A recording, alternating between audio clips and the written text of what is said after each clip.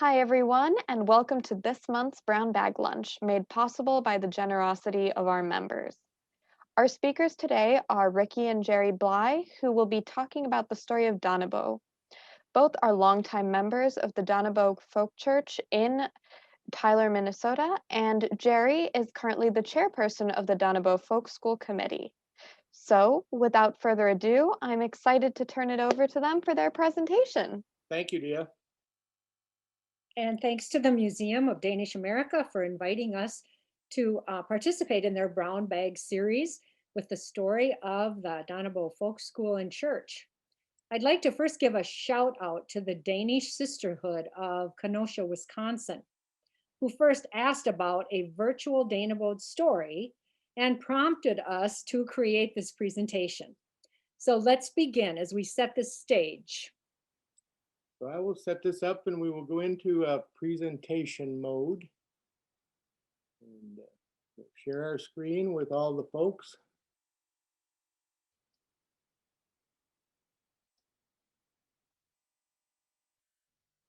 And if you bear with me for 1 second, I just got a couple more clicks. And Ricke, the floor is yours. Okay, welcome to a virtual visit to the Danebod campus in Tyler, Minnesota. We are sharing with you, where is Tyler, Minnesota? What is the Danebod Folk School? The early history, some recent history, and some current activity. Listed on that page is some of our resource references, and you can go back and look at those so that you know that our information is real and that we're not telling you a fairy tale. So where is Tyler? Tyler, Minnesota is in the southwestern corner of Minnesota. It's a small village of about 1,200 people. The village boasts an 18-hole golf course, a hospital, and in the construction phase of a K-12 facility. We capitalize on the Danish heritage, even though very few residents currently can claim Danish roots.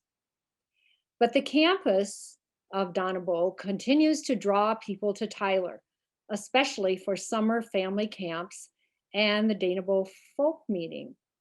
So let's take a look at the campus.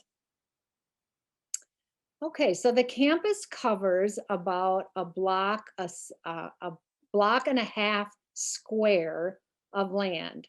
It runs, east and west, north and south. And on that campus, there are 12 buildings. The oldest building is the bus garage, which was built in 1888 and was the first Pastor Peterson's parsonage. The site of the folk school, that was the wooden folk school that was built in 1888, is, and that currently houses a brick building, but we'll talk more about that later. Then at the other end of that block is a building called the Stone Hall, which we will elaborate on. The church was built in 1895. And then there was a gym hall, a cottage, which was originally the sick house, and then a parsonage. And the last building built was the accessible housing, which was done in 2018. And there's also a pavilion. So why the name Danebod? Well, tradition has it that in the 10th century, Danish Queen Thera, King Gorm's wife, rallied and united her people and succeeded in building a wall of defense against invaders from the Schleswig-Holstein area. Queen Thera was then given the surname Danebod, which literally means the one who mends or saves the Danes. And in Denmark, near the Jelling Church area, is the site of this ancient Danish kingdom.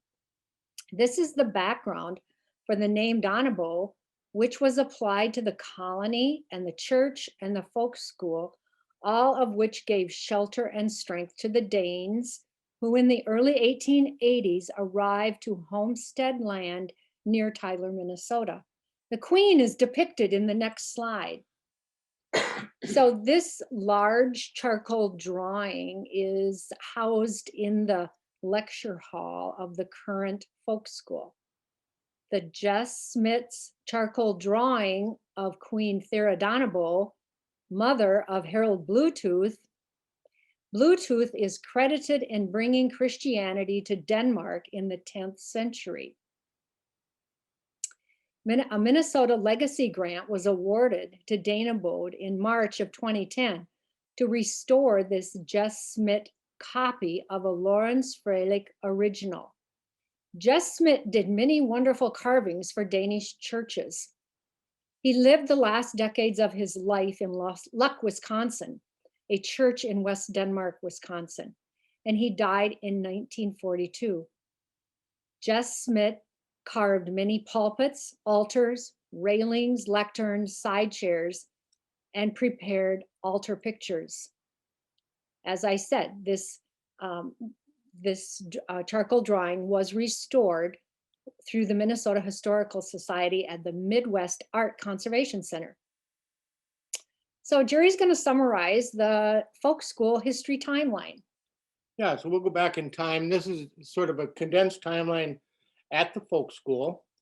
So beginning in 1888 and up until 1930, the Grundtvigian-inspired folk school operated as a residential Danish-American folk school. Boys attended school in the winter, girls attended in the summer. The class sizes varied from 30 to 60 students, serving young people in their mid-teens to mid-20s. Now, the boys attending in the winter was simply because in the summer they were home working on the farm, and the girls would then come in the wintertime. And then from 1930 to 1940, they held fewer regular sessions, and the programming was offered mostly for the women. But they did host a number of other events, such as synod conventions and synodical events of various types. Then in the years 1940 to 1945, the Danebod Folk School stood empty. But then in 1945, with the assistance of Pastor Enoch Mortensen, the present Danebod Folk School was resurrected. It now serves, up until now, as a congregational parish hall. We do host 3 summer family camps. There are 1-week sessions, one in June, one in July, and one in August. And also we host the Danebod Folk Meeting, traditionally in person on campus. It's a 4-day on-site program, which is generally held in late August. The facilities are also available for rent by organizations and families. So who was this Grundtvig fellow? Well, he was a Danish philosopher, and the Danebod Folk School concept was influenced by the teachings of Grundtvig. Here, Danish-Americans were taught that wisdom and growth were their own rewards and essential to building successful communities. Ideology was rooted in equality and compassion for all. Grundtvig's ideas included human first, and life was to be enjoyed. The Apostles' Creed was the foundation of Grundtvig's spiritual life. Music and the words of songs were extremely important to worship and education. Built on a rock, the church doth stand, even when steeples are falling, is Grundtvig's most familiar hymn of the more than 1,500 hymns that he wrote or translated. In addition to Danebod, other Grundtvigian-inspired American folk schools were in Ashland, Michigan, Nysted, Nebraska, Elkhorn, Iowa, and Otterdog in Solvang, California. Danebod is the one surviving Grundtvigian, using the Grundtvigian philosophy folk school left in America. But there are other folk schools, such as the Highlander Research and Educational Center in Tennessee, founded by Miles Horton. And that's also rooted in the traditions of Grundtvig, although not part of the Danish Lutheran Church of America. But people came by the hundreds to celebrate Danebod. This is a picture taken in 1905, and it's a synodical convention. One thing I want to point out when we look at the timeline, but over here in this corner is the original Borna School. And that was actually in existence from 1892 to 1939. And then this building, which we're going to spend more time talking about in a little while, is the Stone Hall, built in 1889. But I'll refer you then to the original folk school. The back portion of this building was built in 1888 as the original folk school. Then it was enlarged in 1904 with this foreground piece, which has this tower. And this is an all wood structure. And this enlargement was also done in wood. So one thing you'll notice on the boulevard back in the day, this was a piece of architecture that was shaped like a ship. The masts were here. That no longer exists on the campus today. But this was a golden age at Danebod until we had a tragedy, which on February 25th in 1917, the Wood Folk School burned to the ground. And so it was really a devastating, destructive fire that destroyed the folk school, that wood building. But amazingly, like the legendary bird, Phoenix, Danebod was to rise again from the ashes. So the brick folk school completed at the same site in November 17 at a cost of $33,000. Now, when we think about that in terms, the insurance company paid $6,000 towards this reconstruction, and the $33,000 total in today's dollars is about $740,000. So there were tremendous donations from a number of people from throughout the synod that believed in the folk school. Hence, the spirit of the folk school, the Grundtvigian philosophy of education of the common man, was not to be extinguished. And within 9 months, a new brick folk school building was built on the same site. So Ricke, let's take folks on a tour. Oh, one comment, the new brick folk school served as a hospital. After it was newly constructed, Tyler was struck in 1918 with a tremendous tornado. In fact, I think it ranks third on the most destructive tornadoes and in terms of death loss in the state of Minnesota. 22 dead left the campus grounds to be buried in local cemeteries. Of that, 18 of the bodies are in the Danebod Cemetery. But this then served as a hospital during that time. Now we'll take a look inside. All right, so Danebod as a folk school thrived during the 1920s. Professors and students were companions. They shared this idea of learning from each other. This is a picture of the two living rooms, the north and south living room. Knudsen was the director that came after Peterson, and he purchased many reproductions of statuary at the St. Louis World Expo. Shown here is Molin's knife wrestlers. And also in this living room is housed the reproduction of the design of the Lion of Lucerne by Thorvaldsen. The living rooms have been restored to their original look. And now we'll go to the lecture hall. So this is across the hall from the living rooms. This is a large lecture hall area. You can see more statuary, a statue of Lincoln there to the left. And then a statue of, Jerry likes to tease that it's a guy who was late to class, but they obviously were studying anatomy here.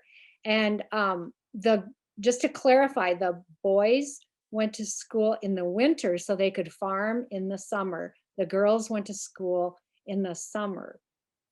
So classes that were taught were Danish literature and writing, math. And in the afternoon, it was a way to learn English and to help these young immigrants assimilate into an American way of life, an American government. I know there were many Minnesota history books that are civics books that are found in the library. So they were learning about the American way of life. Girls did embroidery and boys did woodworking. It was not just a school for learning, but a school for life. So now we're going to go back to the Stone Hall and look at that.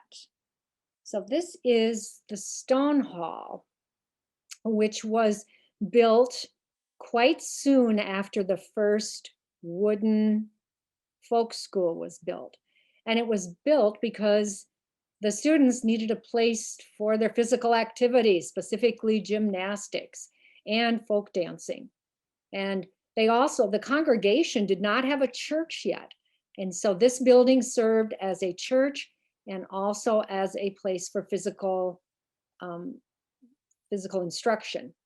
It was built of field stone, which were brought in from around the surrounding area.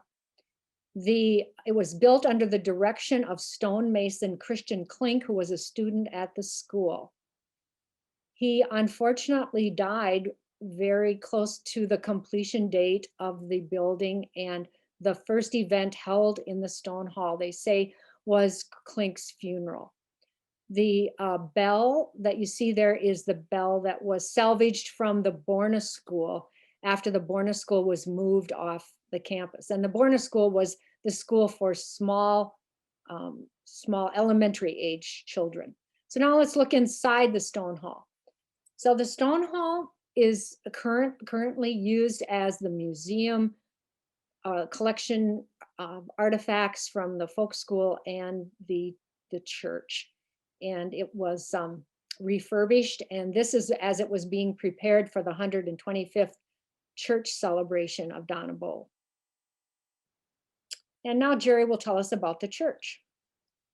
Okay, the cross church at Danebod was built in 1895, but it was really patterned after the Korskerken near Valkille Folk High School in Denmark. And so this church was really an inspiration for what happened in 1895 at Danebod. Valkille is on the island of Sjælland, and the Church of the Cross, which is a Greek cross with 4 equal arms. But the blueprints were shared, the blueprints of this church were shared with the folks at Danebod so they could build a church as a replica.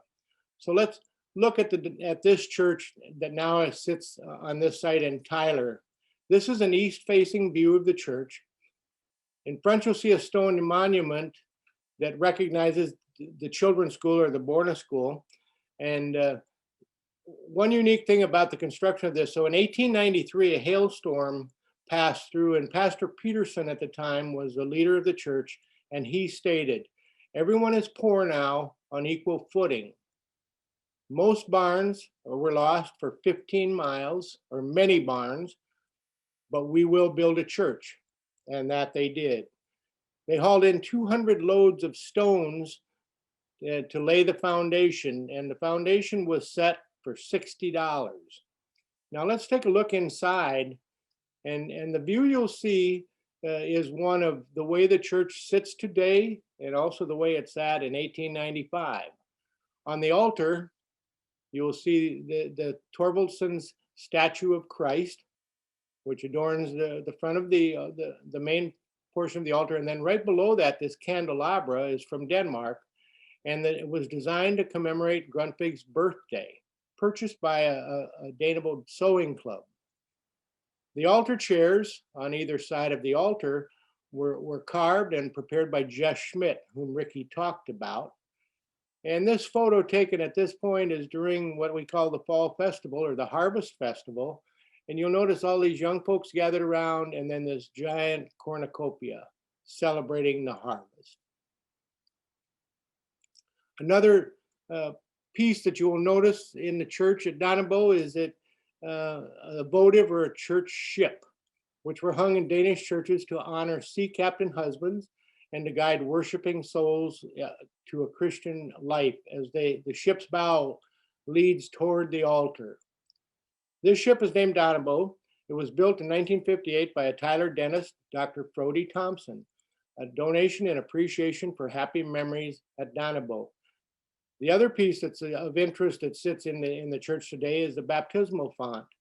This font was carved out of a block of granite, and a gentleman by the name of Christian Deuce was allowed $5.50 to buy this block of granite, and he was paid $5 to hew this font as you see it today. Still used, still sits in the sanctuary of our church. Now, Ricke, on to some of the leadership. Okay, so the campus with the folk school, stone hall, and church were built under the direction of the founder of Danebod, Pastor H.J. Peterson. He was a man of vision and hope who came to the area. There was a blank slate for him to create the Danebod campus. And then in 1903, Pastor Thorvald Knudsen became the director and pastor of Danebod, during which was referred to as the Golden Age of Danebod, the early 1900s. And during his time was when a new building was added to the campus.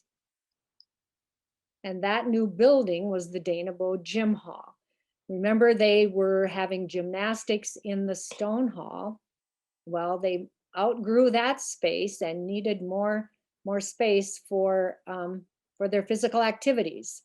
So this building was built in 2006. It was renovated with a gift of $100,000, and along with local donations from the congregation and other gifts. New siding was added, new towers, the towers were replaced, a new roof, and gables were strung across to reinforce the building, which was kind of swaying. And then note the outdoor bench painted as a Danish flag. Here is a view from inside the gym hall. This picture is previous to 1928. We're not exactly sure of the date, but we know it was previous to 1928 because where you see the frieze above, this is the Thorvaldsen's Alexander the Great Enters Babylon. That area now below that is a stage. A stage was added to this facility in 1928. But most of the wall bars remain in the gym hall. And here you can see a class of 32 students participate in the gymnastics class. In the 1940s, the building was used for celebrations. Lacking all of the amenities of running water or toilet facilities, it still was able to host celebrations. It amazes me that the women would be able to set this place for such a celebration. All food and equipment had to be moved from another building to this building for the celebration. And hopefully not too much coffee was drunk because there were no restrooms in this facility. And amazingly, this wainscoting and all of this finish on the inside appears today as it did back in the time from its original construction. So it's a very unique building. Just within the last 10, 15 years, the building has been used for a Fastelavn celebration, which we don't do every year. This was just in commemoration for the 125th. Unfortunately, people are too busy watching the Vikings lose on TV to participate, but you can see them knocking the cat out of the barrel. And the next picture also shows some of the local little Danes, Jensen and Jewel, having fun making masks. And then you can see the stage area in the background. Mm-hmm. So this is a picture again in the gym hall, and the campers, as we talked about, there are 3 family camps in June, July, and August that are held for a week, and they come together as families. And one of the activities that they really enjoy are dancing in the Danebod Gym Hall, and the floor just rocks. You can feel it bounce. It is, it does have good beams underneath it that are holding it, and but they say it's a great place to dance. You'll also notice that there's this very unique curtain that graces the stage area, and that actually came from a rural schoolhouse north of Tyler, the Marshfield School. And this stage was used and is used, but was used for many years by the Tyler Lions Club, where they did some 30 productions and melodramas to entertain the public. One other note, Ricke talked about these cables that were strung across. to pull this building together. And that was an engineering design done by one of the family camp members. And so it's pretty unique that this building, and it just stands the test of time. One of the big celebrations that cannot be overlooked is Christmas at Danebod. There's, ever since I was a little girl, there's been a large tree for dancing around 3 rings, 4 rings sometimes, going in opposite directions, traveling around the large Christmas tree. The lighting here is something that should be talked about. It was formerly installed at the Minnesota State Capitol cafeteria, and they were renovating the state capitol, and an engineer working on the electrical work on that project knew that those lights were going to be replaced. And so he asked if he could bring them down to Danebod and use and place them there. And so it adds a bit of sophistication, although they are hard to replace the bulbs, but nu have juligan. Yes, and speaking of lights and lighting and Christmas at Danebod, so we do celebrate the Christmas season with lights, and the campus lights outline the buildings. You'll see each one of the buildings has this very unique lit outline, and you can see them from quite a distance when you're coming into town. And then we also put candles in the windows of the folk school. And over here, you'll see there were street lights that were installed in 2010 to give it a very pristine look. So now, a few details about the folk school, the brick folk school building that was built in 17. This is a 2020 picture of the west facing with the Gothic style windows in the porch and the parapet with the crenellated tower. And then there's also a covered ramp here for those with limited access. So it's a ramp that goes downstairs. So these buildings, there's 4 main buildings that have been on the historic site since 1975 with the National Registry, but they are very, very unique and special buildings on the campus. Now, a look inside. This is dormitory style living. So the folk school building does provide 37 sleeping rooms on 2 floors, the upper 2 floors, to accommodate at maximum capacity 122 persons. So they're used for the summer camps, for the folk meeting, the family camps, the folk meeting, and family reunions, and a lot of other causes. So it's a great place for people if they want to gather as a group at a very economical cost. This is the lecture hall that we showed you earlier, and this is a history of the recent past. This would happen to be the Christmas bazaar, and so all the activities, selling the goodies and all those kinds of things. Our Danebod ladies are champion coffee cake makers and sellers, and they sell hundreds of them at 2 events, one of them being Appleskiver Days and the other one the bazaar. Note that Queen Thera's picture is missing because it is off to the renovation process back in the day. This is just a shot of the cafeteria, but the kitchen in the cafeteria, which is very modern and used. This happens to be they're serving our Danish 3-meat supper during the Christmas holiday. But now we're going to take you back to the campus lawn, and Ricky's going to tell you a couple stories about some other unique buildings. Okay, this building in the center of the campus is called the Pop Stand. It is one of 12 buildings on the campus. In my youth, 4th of July celebration was always held at Danebod, and you would get an ice cream cone out of this building, and it was a fond memory and a good treat to have during the summer. Presently, during the family camp time, it's used for mostly craft activities. They do messy things in there like tie-dyeing, and during our folk meeting time, we serve coffee out of this building. And then there's also, you see there on the left, a totem pole, which was erected by the campers in 1967 to celebrate 20 years of camping. Another unique structure on the campus is the Kimpohoy.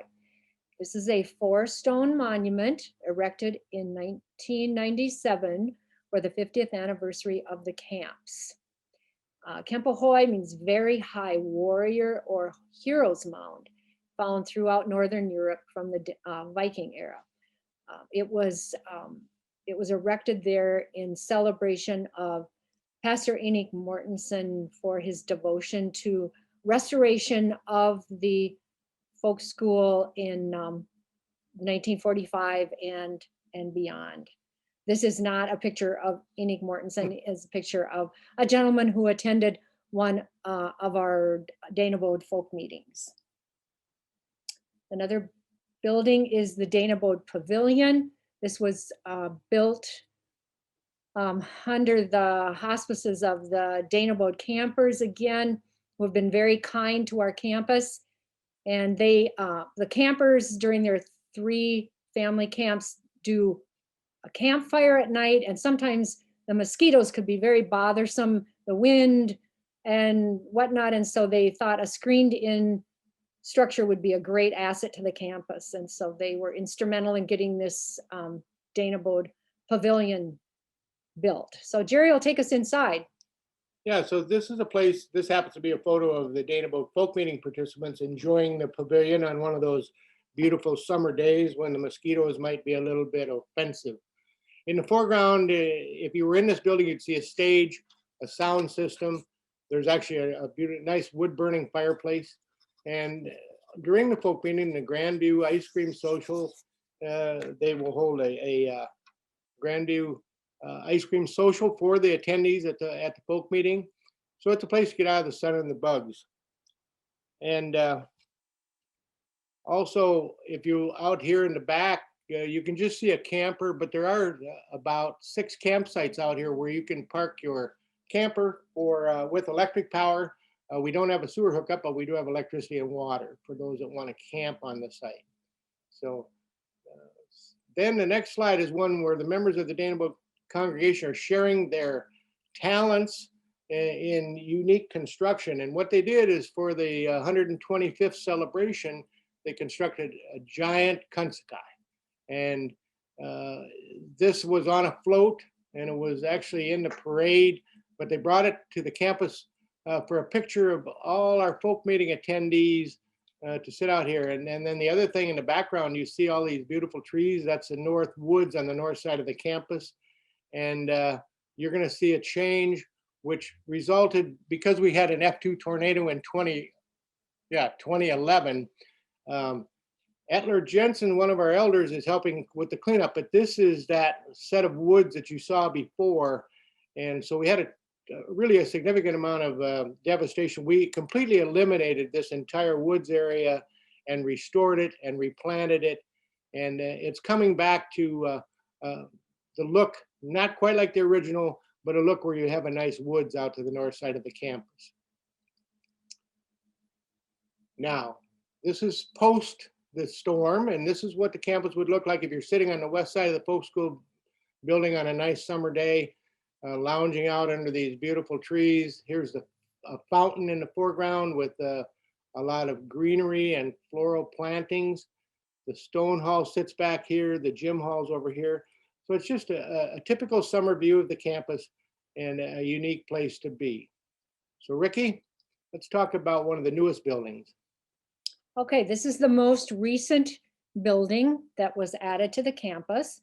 It's called the Danebod Lodge. It was completed in 2018 by Friends of Danebod. There was leadership from the congregation, as well as great devotion by the Friends of Danebod, many of the campers and folk meeting people who thought that we needed accessible housing. It has 7 rooms with private bath area and a lovely commons area. And as you can see, there's a great patio area. It has a full basement.